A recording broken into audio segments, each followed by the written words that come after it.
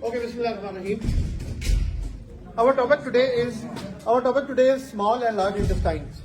Okay, both of them. So, what is large, small intestine? Actually, this is the list. But let me give you a overview first. Where is small? Where is large? How is the sequence? Okay. So here we have esophagus. After the esophagus, we have stomach. After stomach, we have pyloric junction with the duodenum. Agree? Yes. We have pyloric junction with the duodenum. Duodenum is the first part of small intestine. We have three parts of small intestine: duodenum, jejunum, ileum. Okay. This is duodenum. Maybe some is back. It is a C-shaped structure, roughly. And in the C, concavity of the C, we have head of pancreas here. We have head of pancreas. This is most important thing. Again, we have esophagus, stomach. After stomach, we have duodenum. It's the first part of small intestine. The first part is C-shaped, 10 inches. The whole length of small intestine, up till this point is 6 meters. I thought I should bring a rope to show you how long is the 6 meter, but I could not get it. I should have some wires to give you 6 meters. Okay. The first part is duodenum, then we have jejunum, then we have ileum, and the food is passing through this sequence, and then we have an ileocecal junction. Where is ileocecal junction? Here. This is the ileocecal junction. Where is a junction between small intestine and large intestine. The first part of large intestine is cecum. From the cecum, we have this zyda, appendix. Then we have the food goes here, ascending colon, transverse colon, descending colon, sigmoid colon. When I say sigmoid, it is S-shaped. S, not like this, simple S. It is S, but facing like, not like S, simple like this. Facing like on the back. It is S, but facing like on the back. So, you may find in the slides as a straight path. Because if you come here and see behind the blackboard, you will find a curve. Okay? So this is like S like this. After that, we have a straight part known as rectum. Anything recta means straight. Then we have anal canal, small part. And then we have the opening anus. Clear? Yes. Again, duodenum, first part. C-shape. In the C, we have a head of pancreas.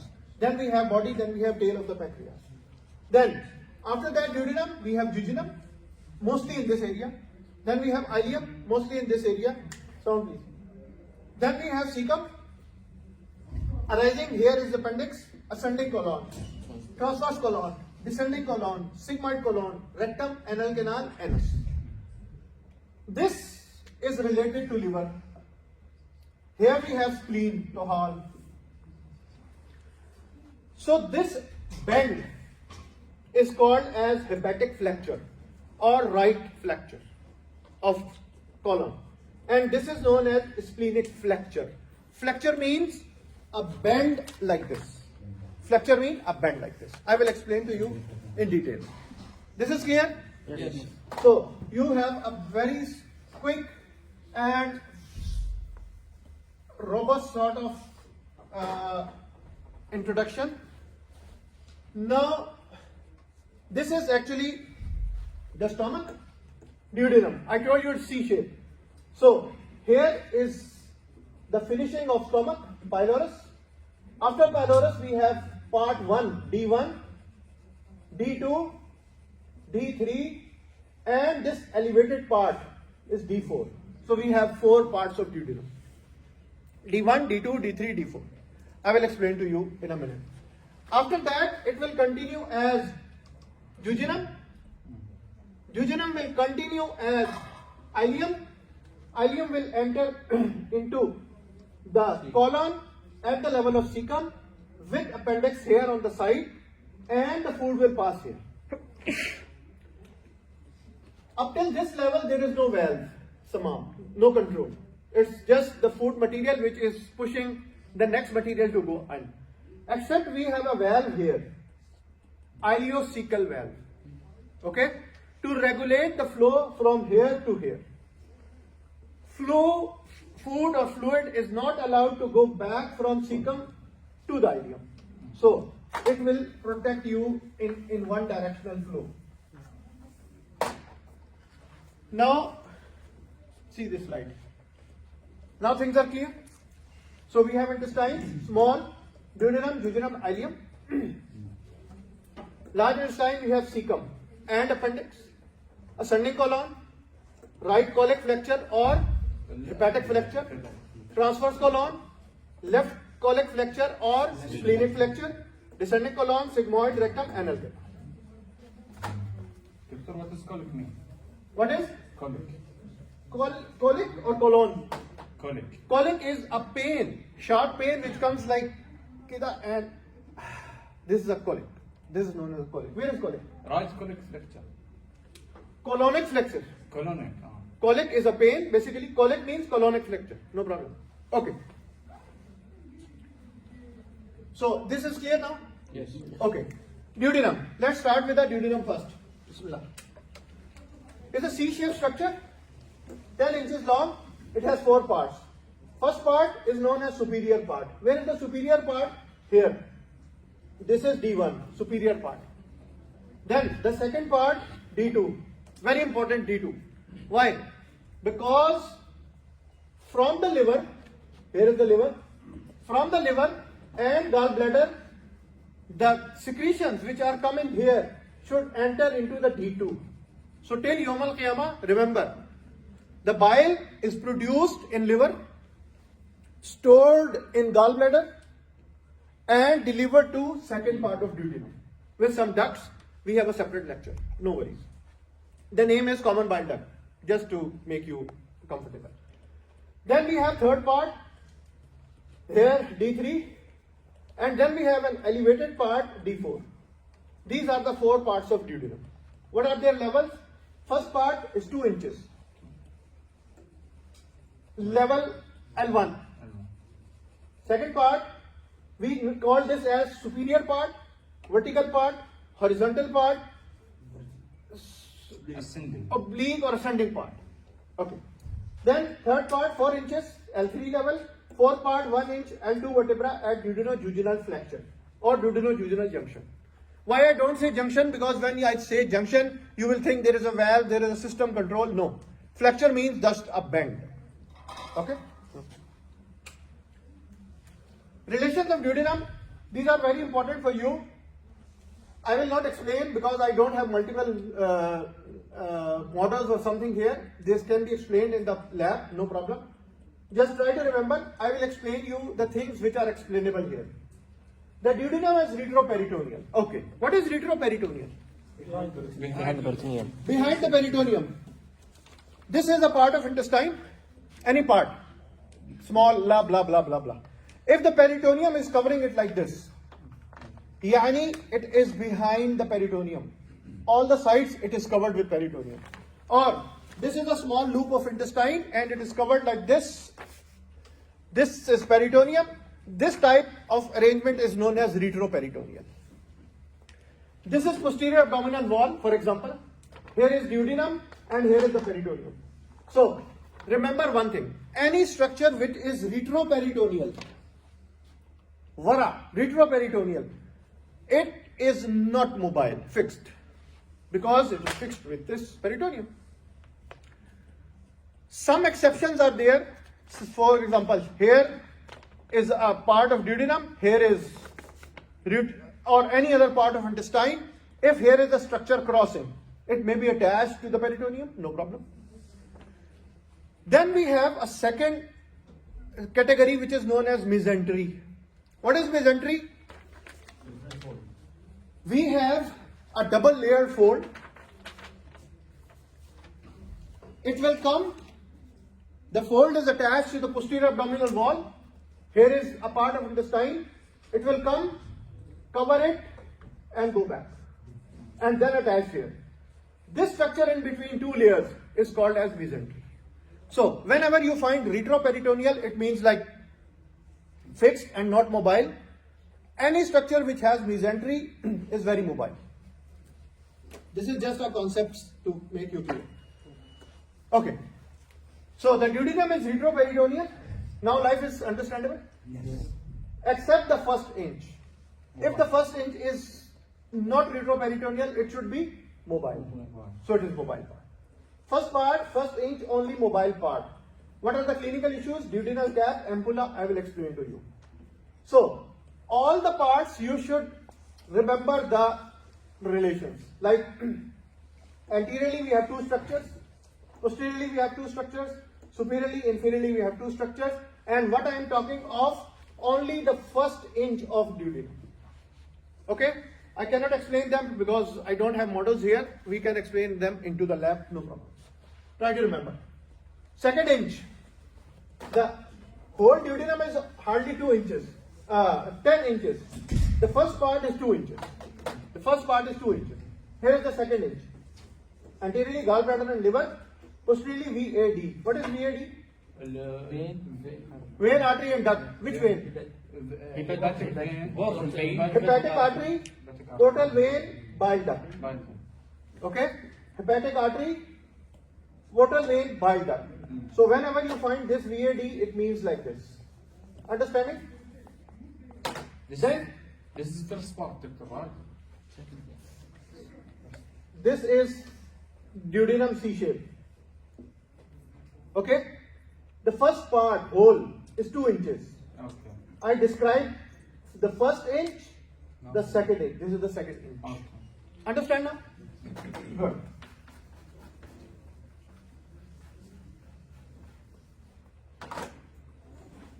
Okay. Now second part. The first part is finished. D2. Fixed and retroperitoneal, covered with peritoneum anteriorly, except a small part where it is covered with transverse colon. So, here is the second part. It is retroperitoneal, except for some part where it is crossed with transverse colon. Anterior relation, posterior, medial, lateral, blah, blah, blah, blah, blah. Medially, the most important is head of pancreas. I told you in the C, concavity of the C, we have head of pancreas. Then we have body and blah, blah, blah, blah.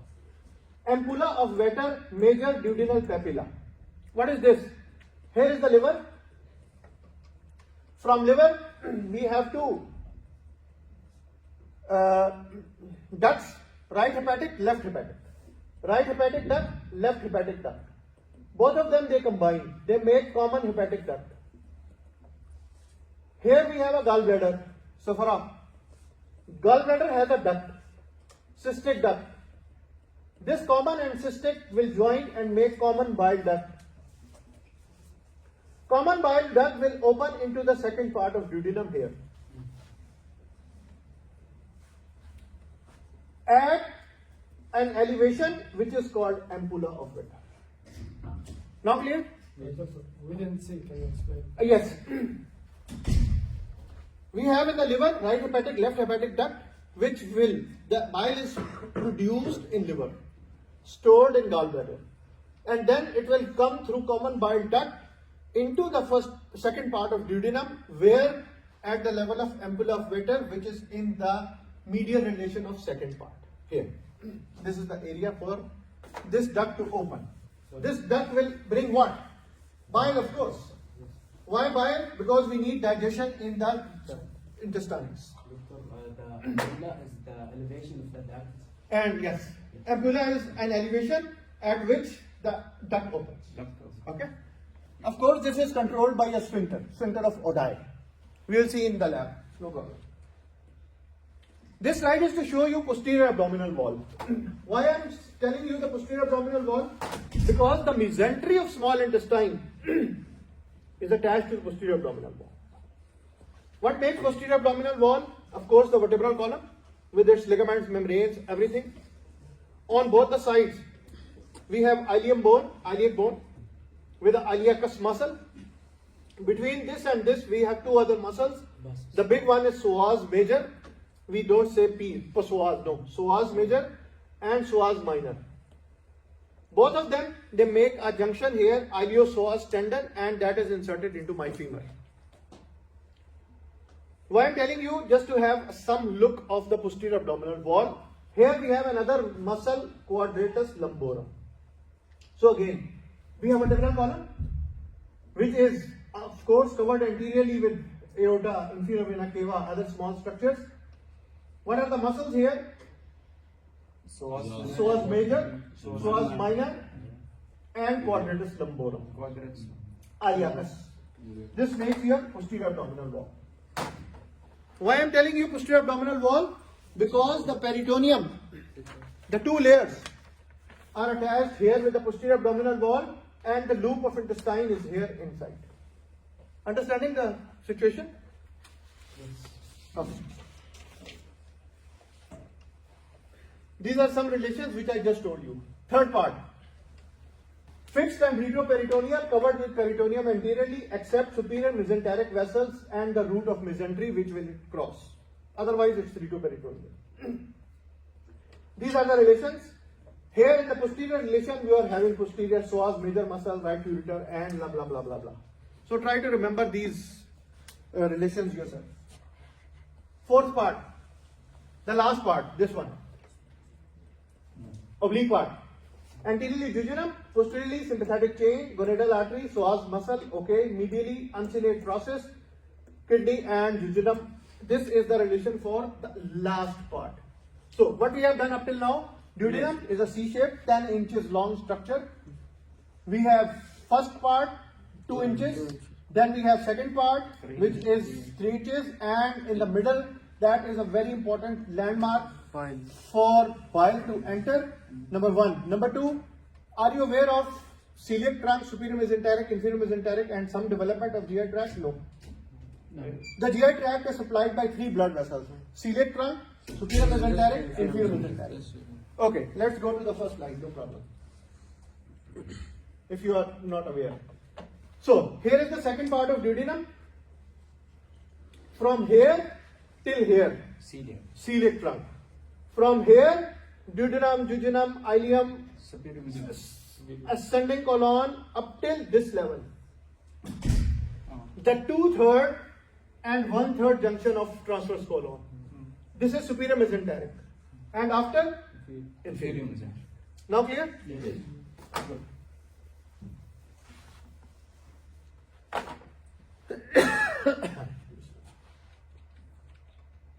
So we finished all 4 parts of duodenum. When I put the duodenum on the body, it appears like this. So we have posterior relations, anterior relations, right, left, medial, superior, inferior, everything. This is a combination of all the relations. Okay, this is very important thing, suspensory ligament of duodenum. Duodenum has a ligament which is known as suspensory ligament. The other name is ligament of Treats. Fibromuscular band. See this band. This is diaphragm. It is arising from the right crus of diaphragm and posterior surface of duodenojejunal flexure, 3rd and 4th part of duodenum. Think this is our duodenum, C-shaped. Okay, fix your knowledge to this last part because this is 3rd and 4th part. This is first part, second part, 3rd part, and 4th part. So think this is 3rd and 4th part. So this flexure is holding 3rd and 4th part like this. Why? If there is needed regulation of food to pass, it is relaxed. The food will pass. If we don't want food to pass beyond, it's already full, it will contract and make it like this. So this bend will not allow the food to go further. So, posterior surface of duodenojejunal flexure, 3rd and 4th part, increases the angle of flexure to regulate the movements. Clinical importance. It's a broad structure. It's a broad structure like this. So, whole of the 3rd and 4th part is like elevated.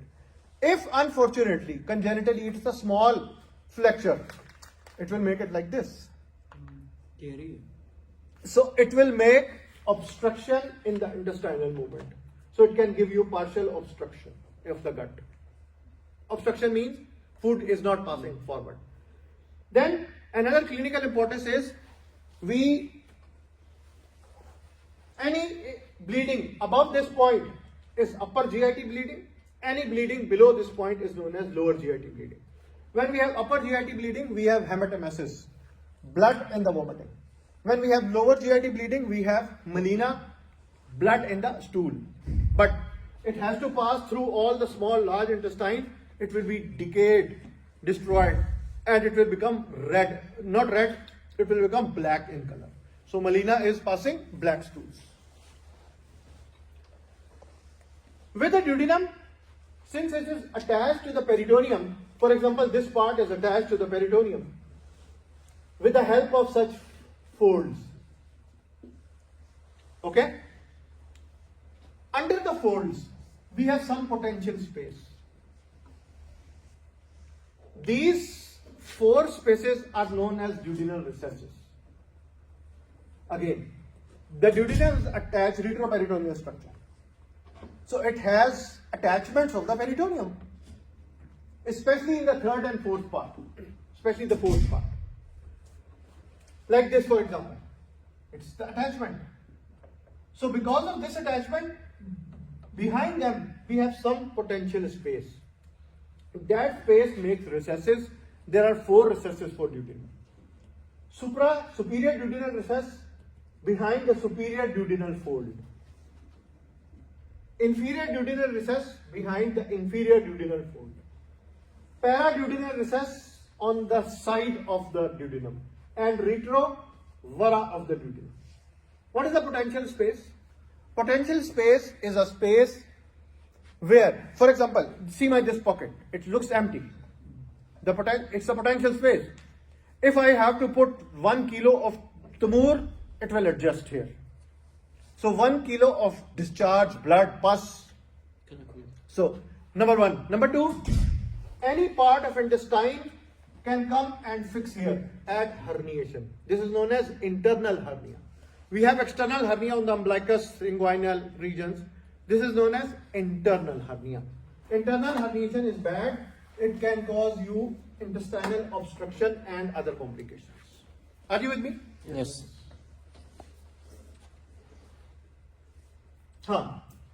There are two other recesses which are not important for you, so leave them. These are the two names. Not with us, sir. Huh? Not with us. Not with us. This is how the recesses they look like. For example, see this one. This is a fold, and just below the fold you will find this is a fold, and just behind the fold you will find a potential space. So these are the pictures for recesses. Arterial supply of duodenum. Here is the duodenum. Here is, is the celiac artery. And from the stomach blood supply that it has gastric artery, it has a common hepatic artery, it has gastroduodenal artery. So the upper part of duodenum is supplied by superior pancreaticoduodenal artery, which is a branch from gastroduodenal artery. The inferior pancreaticoduodenal artery, which is a branch from superior mesenteric. Why two big vessels are supplying duodenum? Because I told you this is the line of development. Above here is foregut, midgut, and then the hindgut. So the blood supply of foregut is by celiac, the midgut is by superior mesenteric. So since this is at the junction, so we have two main blood supplies, one from gonadot and one from mesenteric. Then the first one specifically has extra branches for right gastric artery, which is a branch from gastroduodenal, and supraduodenal in right gastroepiploic arteries. This is the blood supply of duodenum. Up till now, what I told you. Okay, let's finish this, and I will revise quickly the duodenum. If you have seen your study guide book, the lymphatic drainage is your SDL, whole of it. But still, I write it just to make you some information. So, Venous drainage is superior mesenteric.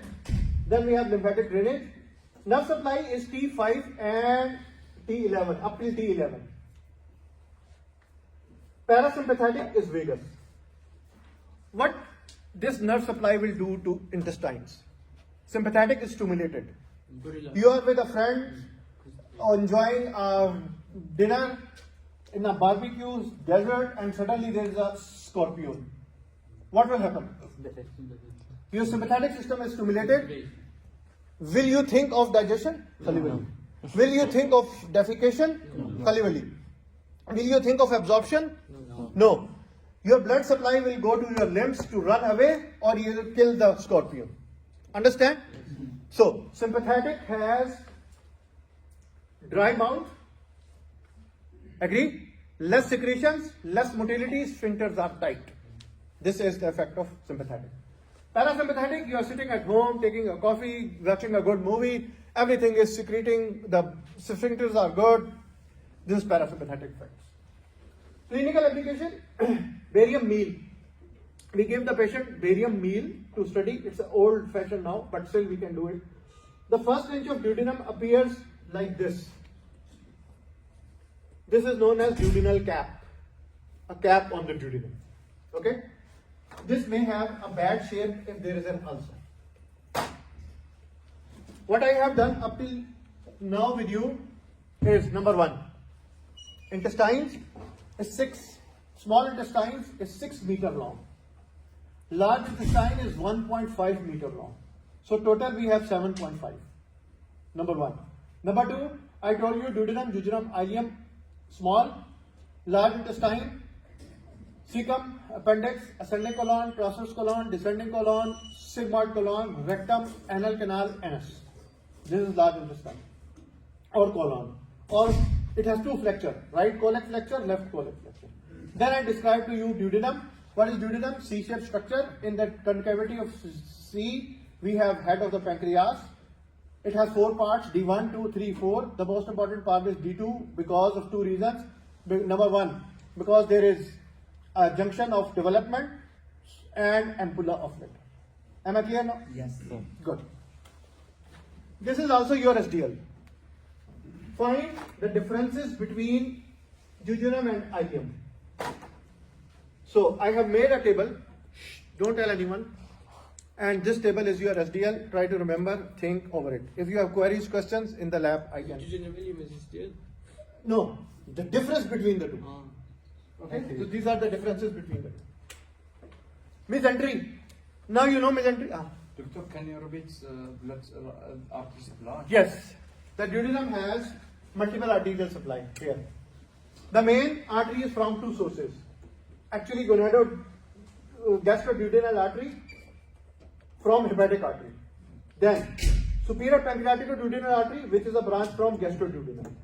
Then inferior pancreaticoduodenal artery, which is a branch from mesenteric. I have extra pictures for the lab. I will show you. Don't worry. All these lab. And then the first stage has specially these branches. Okay. This table is given for you. Mesentery. What is mesentery? Peritoneal fold. How many layers? 2 layers. 2 layers. This is a part of intestine. A layer will come, cover the intestine and go back. So this 2-layer structure is a mesentery. So mesentery is a fold, consists of 2 layers, broad fan shape. Fan shape. Don't think of fan like this. You see Japanese fan like this? Oh, yeah. So fan shape, yani from small to a larger area. So the small area is the root which is attached to the posterior abdominal wall. The broad is the anterior free margin which lodges, which contains the intestines. Okay. What it does, suspend jejunum and ileum from the posterior abdominal wall, yani it connects it. Support, conveys nutrition. How nutrition? Because the blood vessels, in the 2 layers we have blood vessels, lymphatics, nerves. So it is the nerve supply, blood supply, everything towards the intestine is going through the folds of 2 folds of peritoneum. Conveys nutrition, innervates the gut, consists of 2 layers. How it looks like? It looks like this. I have removed 1 layer. It's actually like this. 2-layer structure. If you remove 1 layer, you will find the blood vessels. Okay, this is how the mesentery look like. What are the attachments? Okay, what are the contents first?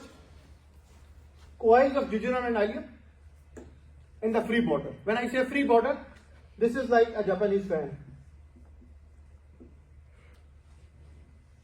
Okay, this is the attached border, this is the free border. So here we have intestine. Superior mesenteric vessels, jejunal and ileal branches. See all these jejunal ileal branches from superior mesenteric artery. They make arterial arcade. What is arcade? This is arcade. From a main blood vessel, we have small blood vessels. They connect to each other and then they supply GI tract. This type is known as arcade. Simple arcade, 1 or 2 arcade here. Here we have multiple arcades. So for early part, we have single arcade. For ileum, we have multiple arcades of blood vessels. This is what is meant by the arcades.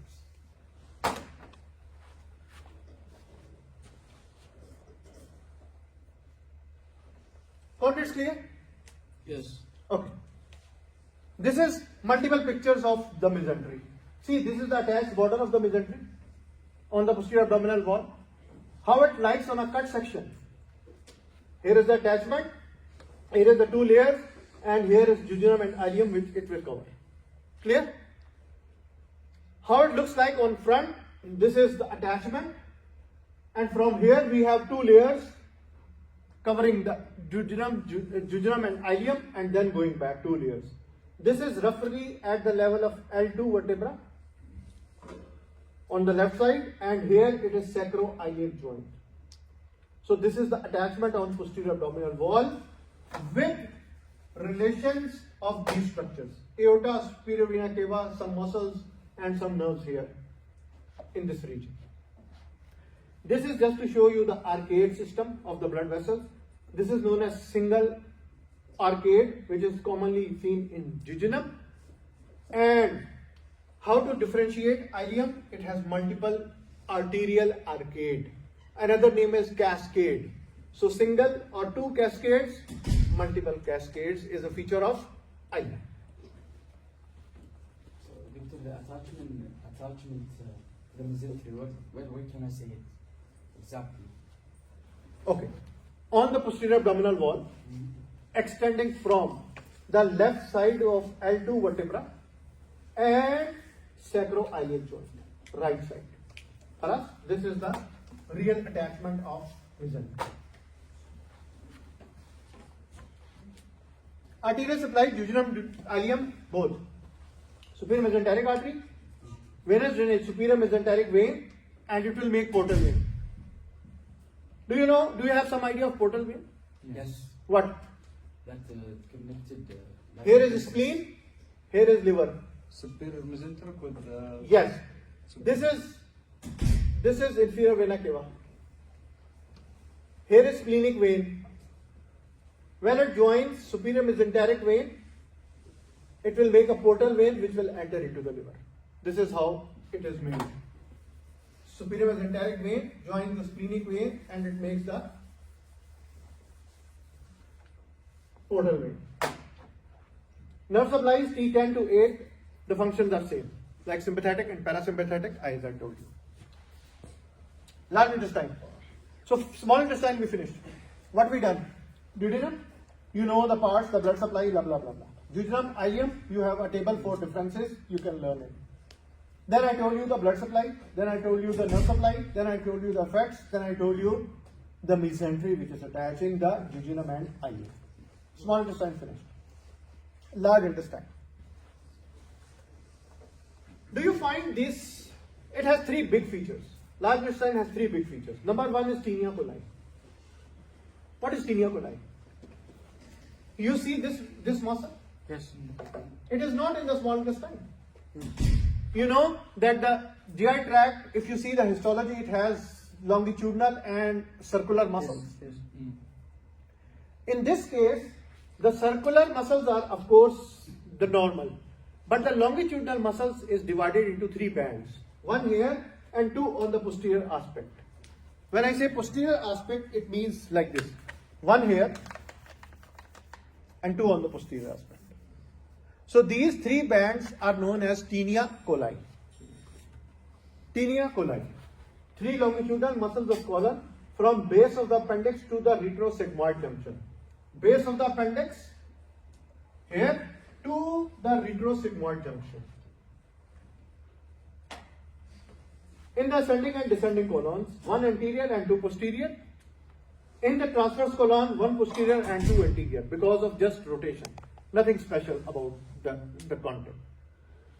So, the first feature of large intestine is tinea coli. The second feature is sacculation or hostration. What is this? When I told you small intestine, it is a smooth tube like this. But the large intestine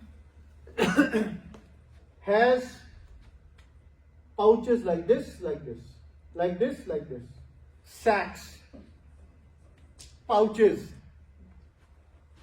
These are known as sacculations. So, sacculations, or on X-ray we call them as hostrations. Pouches called sacculations. The tinea coli are shorter than the length of the colon, of course. They are not found in appendix. Tinea coli is not here. And sacculation is also not in appendix. Appendix looks like a small part of small intestine. It's smooth, without any sacculation, without any tinea coli. But it is classified in the large intestinal part. Appendices epiploiky. What is appendix epiploiky? On the surface, near the tinea coli, you have small yellow folds like this. These folds are known as appendices epiploiky. They have fat. The real function is still not known why they are here. So, what are the 3 features of large intestine? Number 1, tinea coli. Number 2, hostrations or sacculations. And number 3, appendices epiploiky. But these are not visible in sigmoid colon and rectum and appendix. Huh. Are they attached to the stomach, Doctor? Because it's written omentum. No. Outpouching only. Yes. Not attached to the stomach. Okay. The first part of large intestine is cecum. Where is cecum? This sac-like structure. This is cecum. The first part of large intestine is cecum. It's roughly 7.5 centimeters. It's completely covered with peritoneum, so retroperitoneal, no movements. Cecal orifices, yani openings in the cecum. Here is the cecum. Here is one opening from ileum with guarding and ileocecal valve. Then another is foreappendix, appendicular opening, and then of course it is connected with ascending colon to get the food up. So there are 3 openings for cecum, one for ileocecal junction from cecum, one for appendix, and one for the ascending colon. This slide shows you all this. So ileocecal orifice, posterior medial aspect of the upper cecum. Ileocecal valve is there to control the function. Horizontal slit at the 2 folds with the help of a thick structure known as frenula, and it stops the reflux of cecal contents to go back into the ileum. Appendix, here is the appendix, a zyda. It has a lumen opening inside here. Where is the opening? 1 inch below and lateral to the ileocecal valve. Then colic orifice, which is actually really the opening of cecum from where the food should go into the ascending colon. Arterial supply is mainly from superior mesenteric. Venous drainage is superior mesenteric vein and of course in the portal, and lymphatic system is ileocecal lymph nodes, ileocolic and then superior mesenteric. In intestines we have stages of lymph node drainage. Okay? Initial drainage is here, then a secondary drainage or a complete drainage is with the main blood vessels. Why this drainage is important and the name of lymph node is important? Because if there is a tumor, infection, anything, We can, in the exams, they ask you what is the initial lymph node group involved, what is the final lymph node involved. So this you can be asked. This is about the cecum. Am I clear? Okay. Here is the cecum. What you see here? See the opening of appendix. See the opening of cecum with valve and two like structure here and here. To control it or to fix it, frenula and ileocecal valve. And here above it will go to transverse column.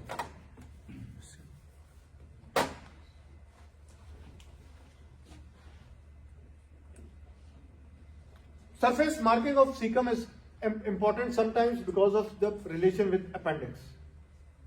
So where is it? This is 9 quadrants of abdomen. Are you aware of the 9 quadrants of abdomen? Yes. Good. We have 2 lines here. Midclavicular line on right, midclavicular line on left, intertubercular line and transpyloric line. This triangle is important for cecum. What is this triangle made up of? Here is an inguinal ligament from anterior superior iliac spine to the pubic tubercle. Half of it, then junction with right midclavicular line and intertubercular. So this triangle contains your cecum. Where is cecal valve? At the junction of this line and this line. What is this line? Midclavicular line on the right side. And what is this line? Transtubercular plane. So at this junction we have the valve. And in this triangle we have the cecum. Am I clear? Yes. What is the triangle name? No name. It's a triangular area in the right iliac fossa. This is right iliac fossa, which is bounded by number 1, half of the inguinal ligament, line midclavicular right, and line into transtubercular, intertubercular. So this one. This is not your objective. Even don't see this slide. Remember only one thing here. Like the duodenum, we have some potential spaces with the cecum. The best space is retrocecal and it contains your appendix. 75% of the normal population appendix is in the retrocecal recess. Khalas, only this one. The rest is deleted. The slide is deleted.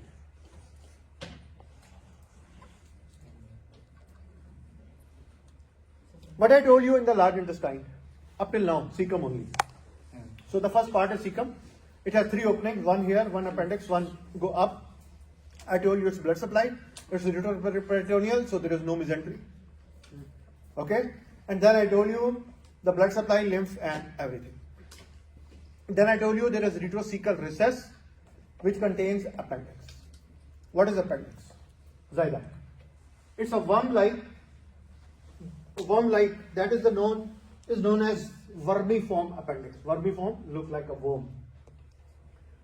It is not very small. Usually people think it's hardly 2-3 inches. It can be from 6 to 10 centimeter long. Okay. Base is attached to the posterior medial aspect of the cecum, very rich in lymphoid tissue and has mesoappendix. Here is the appendix. Here is the cecum. Cecum, appendix. Positions are variable. Different people can have retrocecal roughly in 75% of the people, so it's most common site of formation. Most common site I can find appendix in the retrocecal. When I say retrocecal means this is retrocecal, this is cecum, behind the cecum. Retro, voila. Where? In a retrocecal recess. Pelvic position is like this. It's going into the pelvis. When it is going into the pelvis, it is irritating the pelvic structure, so you can have some pain in the pelvis, especially in the females because it's pointing towards the ovary and the tube here. So the pain can limit. subcecal. Subcecal yani? Below. Below. This is cecum, below, subcecal. So here cecum, here below. Then pre-ileal and post-ileal. See here, ileum in front of the ileum or back to the ileum, like this. Suppose this is the ileum. So appendix can be in front of the ileum or behind the ileum. This is known as pre-ileal or post-ileal, very rare, 2%. Other are subhepatic, retrocolic, and this is how we classify the positioning of appendix. So what is appendix? Vermiform, like arising from the base is here. The base is here in the cecum. Retrocecal, most common position of appendix, pelvic, fairly common. Then we have rare conditions like subcecal or pre-ileal or post-ileal, hepatic or retrocolic. These are the possible locations of appendix. Appendix is very suspicious in diagnosis sometimes. It's not very straightforward decision because we have pain starting in the umbilical region. Then the pain, when the peritoneum is involved, the pain settles in the right iliac fossa at the base of appendix. It can mimic, for example, menstrual pain. It can mimic, for example, early pregnancy pain or pregnancy in a tube, ectopic pregnancy.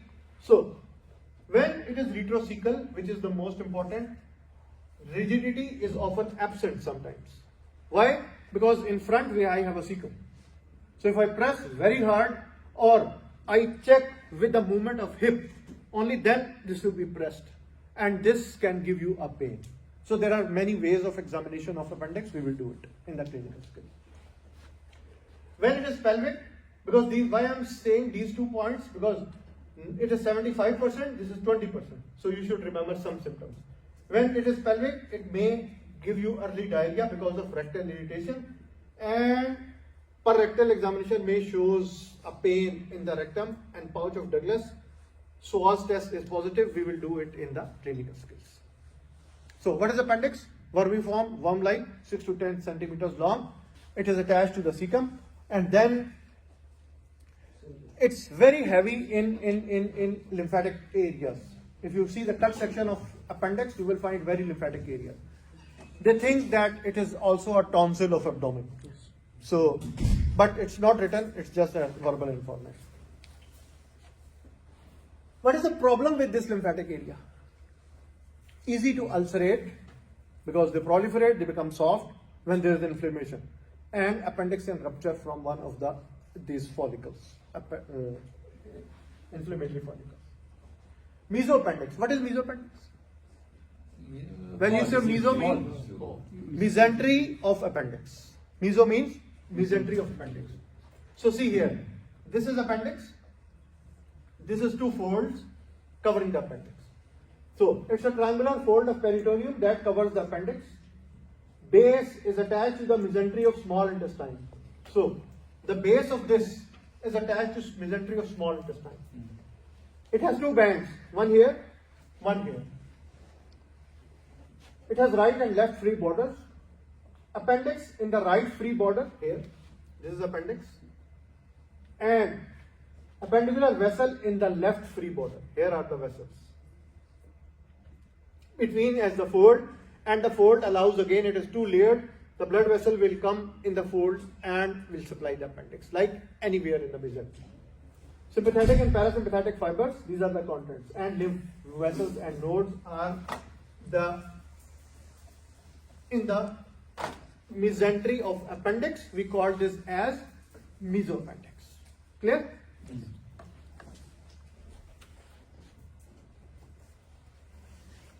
The pain of appendix is felt at a point known as McBurney's point. What is McBurney's point? This is a person with umbilicus. Here is the lower limbs. Make a line of takhayyul. Draw a line between umbilicus and anterior superior iliac spine. Here is my anterior superior iliac spine. Here is my umbilicus. So make a line from here. So make a line. Divide the line into 3 parts, 1, 2 and 3 parts. At this junction, Lateral 1/3 with medial 2/3 is the point of maximum tenderness of appendicitis. And this point corresponds to the base of appendix, not to the tip. Base of the appendix. This is McBurney point. It is the maximum point of tenderness for acute appendicitis.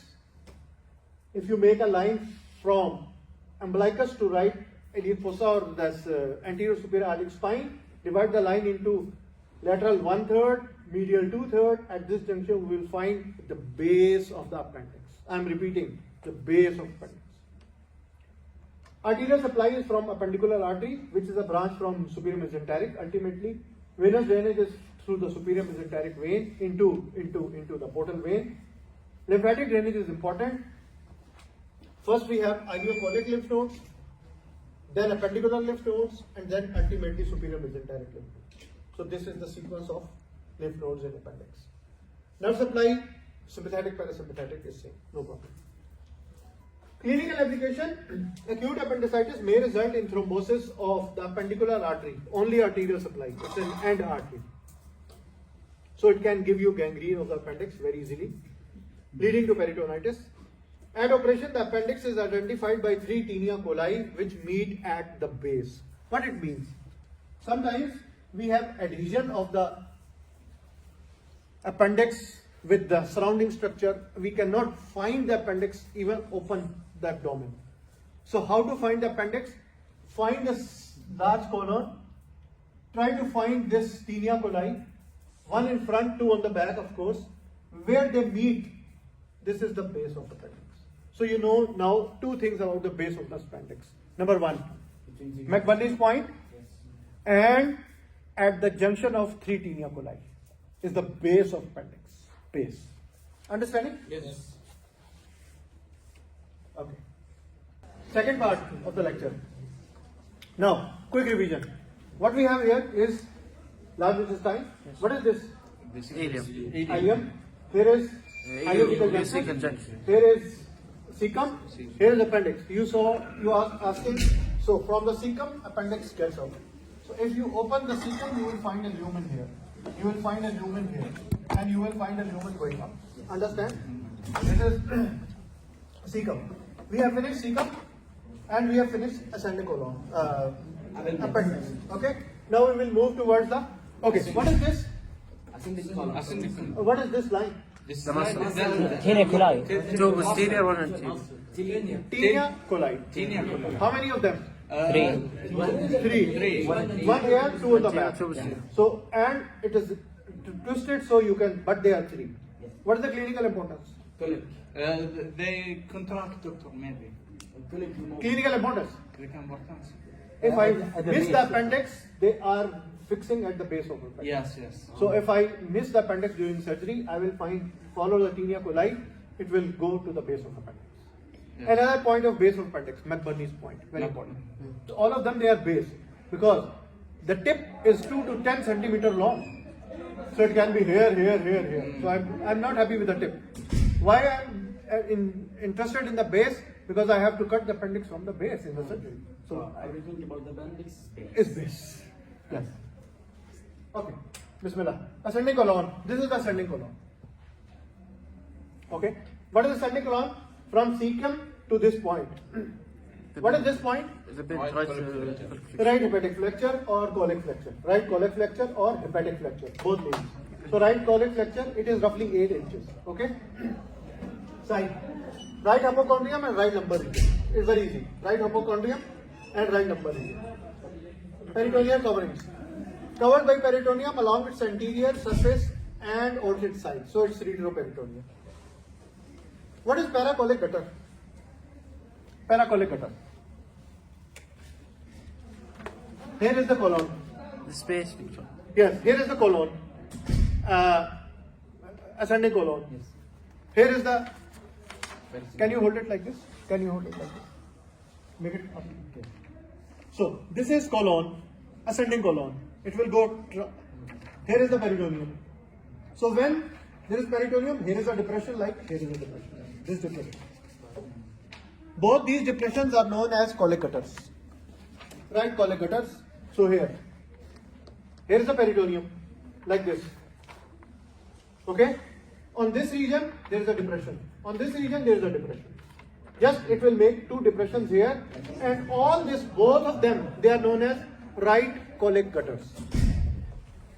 Gutters means it's a depression. It will give you, when the patient is lying, it will give you collection if there is a fluid in the peritoneal cavity.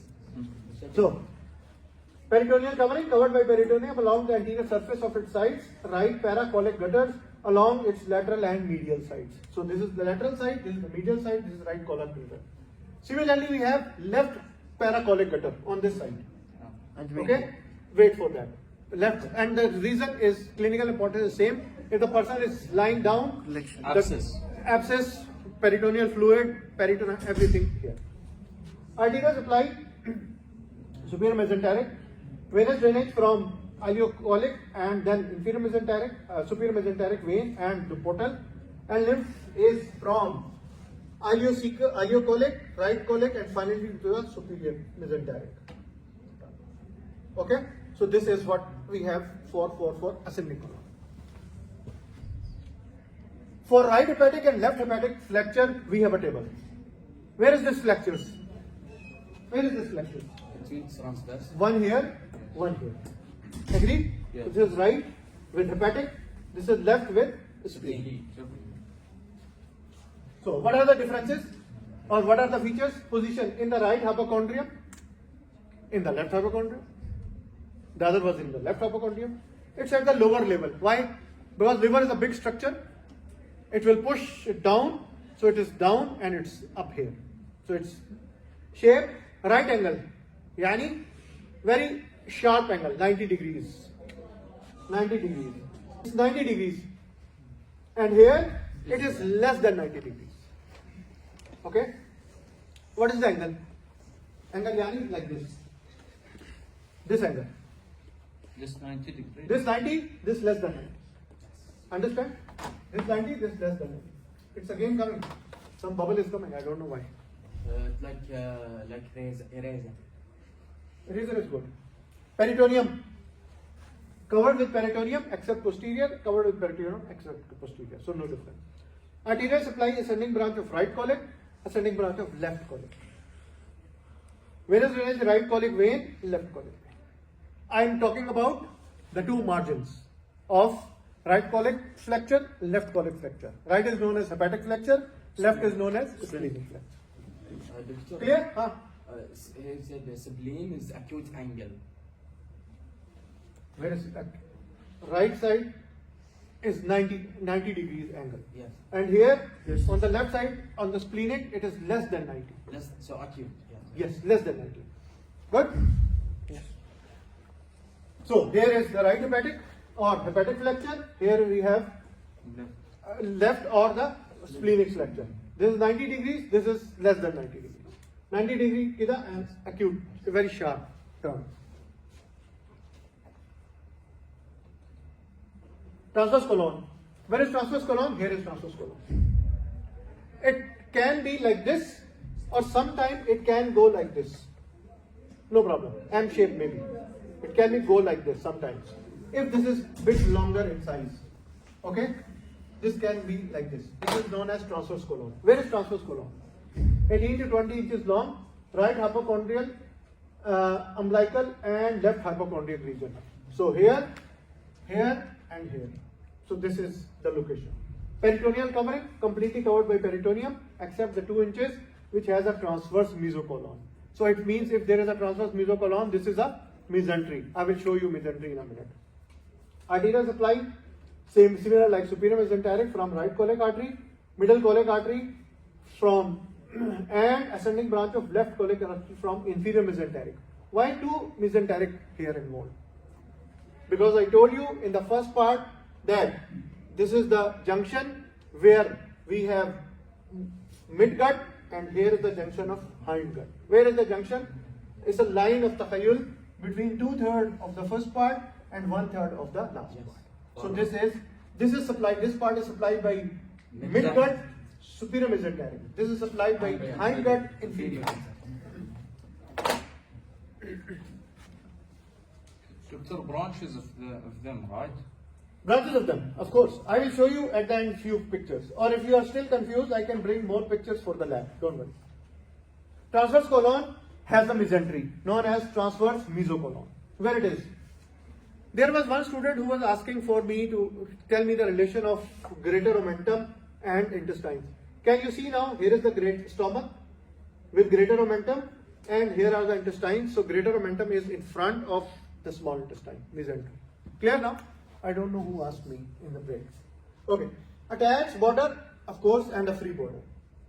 The root is attached to the where? To the head and body of the pancreas. This is the most important part here. So here is the pancreas. From here, a fold will come. See, here is the pancreas. From here, a fold is coming, covering all the transverse colon and attached here to the pancreas. So this two attachment is actually the mesentery of colon. Now, Doctor, here, like in this picture, right? this one? Yes. Yes, here. With the pancreas. So here is my pancreas. So it is attached to the head and body of pancreas like this, making two layers towards the transverse colon. Good? Is it mobile, doctor? Yes, anything which is retroperitoneal is not mobile. Anything which has a mesentery, it is mobile. Okay? Content of, when you have mesentery, you have contents. What are the contents? The blood supply especially. So what is the blood supply? Transverse colon, except the first 2 inches, where ascending branch of colic, left colic, middle colic, and of course the lymph vessels, of course autonomic nerves, which will supply, and extraperitoneal fatty tissue is always present in any of the mesentery. So whenever you find a mesentery, there is fat. Descending colon. Where is descending colon? Here. It is in the left hypochondrium and left lumbar region here. Retroperitoneal, covered by peritoneum, making two gutters, like on the right side, right paracolic gutters, left paracolic gutters. So paracolic gutters, it has two paracolic gutters, right and left. Arterial supply, which main artery? Inferior mesentery. Yes, because it's a part of, completely a part of hindgut. So, which branch of inferior mesenteric artery branches from left colic artery, upper sigmoid artery from inferior mesenteric artery. Venous drainage is to the portal, and lymphatic drainage is left colic and mesenteric lymph nodes. Same. Nothing new. Here you can see some of the branches of the arteries. See there. Where is the aorta? Here and behind, here is the aorta. Good. From aorta, I have this superior mesenteric artery. See, some branches of superior mesenteric artery. Rather, all branches. So this is superior mesenteric artery. See here. Ileocolic. It is supplying this part of colon, ascending, it's not trans. Colon and appendicular artery for appendix. Then it has a right colic artery. Then it has a middle colic artery. These are three main branches from superior mesenteric. Okay. From the inferior mesenteric, we have two big branches. Number one here, left colic artery and sigmoidal artery. The left colic artery, one branch. See here, it is anastomosing with this branch of superior. It's superior. So there is of course an anastomosis between the two. Before supplying, see all the branches, they are making this line, a circular blood vessel which is inside the colon. This is known as marginal artery. So the branches of superior and inferior mesenteric artery will combine and give you one marginal artery, and marginal artery is lying inside the colon and it will supply the colon. Of course, all the arteries, big arteries and their branches are in the mesentery, between the two layers of mesentery. Maybe it the small intestines or the large intestine, the blood vessels are passing through the mesentery or the two folds. Sigmoid pelvic colon, here. It is roughly 15 centimeter. Okay. Here, it's lying in the left iliac fossa from S3. Peritoneal covering, it's completely covered by peritoneum. Plus, it has some part mesocolon. So, the part which is covered with peritoneum is immobile. The part which is having mesocolon is mobile. So it has two parts. Arterial supply, which artery? Main artery, inferior. Which branch? Sigmoid branch. Sigma. Venous drainage, inferior mesenteric through sigmoid vein. Lymphatic drainage, left colic, inferior mesenteric lymph nodes. This is how it is there.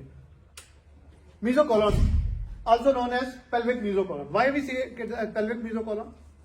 Because the sigmoid, actually the best name is sigmoid mesocolon.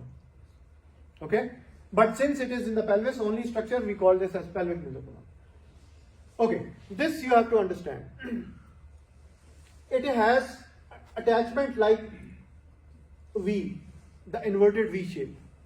Here is one V, one arm of the V, here is another arm of the V. Where is this V? It is here. So, it is here and here, like kida. It is attached. Lateral limb is attached to the medial side of external iliac vessel. Again, medial side of the lateral here. So this is common iliac vessel, this external iliac vessel. So one V is attached here, and the other limb here, this one is attached to the third part of sacrum, S3. So this structure, this V-shaped structure, is the attachment of mesentery, of mesocolon, sigmoid mesocolon, and it will cover only the sigmoid part of, or the sigmoid colon. The content. The apex cross in front of the left ureter at the bifurcation. So here is the apex of this V. Again, what is this V? Inverted V is the attachment of Pelvic mesocolon. pelvic mesocolon or sigmoid mesocolon. This is known as one limb. This is known as another limb, medial and lateral. This is attached to the blood vessel here. This is attached up till the sacrum 3, first 3 pieces of sacrum here, here, here. And here is the apex related to ureter. Now clear? Yes. So the content Content. was in the free border. Contents here. So, sigmoid pelvic colon in the free border, of course. Sigmoid vessels, arteries and veins both. And autonomic fibers, of course, the nerves, some fats and lymphatics and lymph nodes. So this is the content of this layers. Again, 2 layers. All the peritoneum folds are actually 2 layers. Are understanding? Okay. Marginal artery. I told you previously in the previous slide, what is marginal artery? The other name is marginal artery of Drummond. Sometimes I find this some as Malbari name from Malabar, I don't know. Drummond. Okay. Marginal artery of Drummond. Where is marginal artery? Extends from ileocecal junction to the rectosigmoid junction. Here. Ileocecal junction to rectosigmoid junction. So this artery is known as marginal artery. How it is formed? Where it is? Along the inner border of large intestine. Inner border of large intestine. Formed by an anastomosis between superior mesenteric artery branches and inferior artery branches. What are the branches? Superior mesenteric as ileocolic artery, I told you here. The right colic. Right colic, middle colic. So they are giving multiple branches and ultimately they anastomose with each other to make this marginal artery of Drummond. Good? Up till this level. On the other side, it has anastomosis with mesenteric, left colic and sigmoid. Here is left colic and sigmoid. So these all branches will make inside the intestine. But of course they are in the mesenteries. This is actually the artery of Drummond or marginal artery of Drummond. Sir, can I write whenever asked? Marginal artery. Margin. Always. Still good. This is a summary table just to show which blood supply from where. For example, superior mesenteric artery, the source is aorta. Where it is crossed, where it is present, run in between ileocecal and here is the where it supplies. So all the arteries, important arteries, I have made them a table. For example, appendicular artery.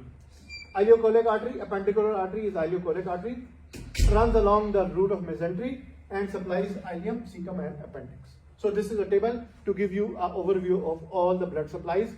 What is the source, what is the pathway or the course, and what is the area supply.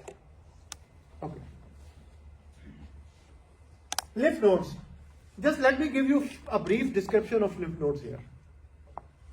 For the large intestine especially. This is the large intestine. Suppose this is the large intestine.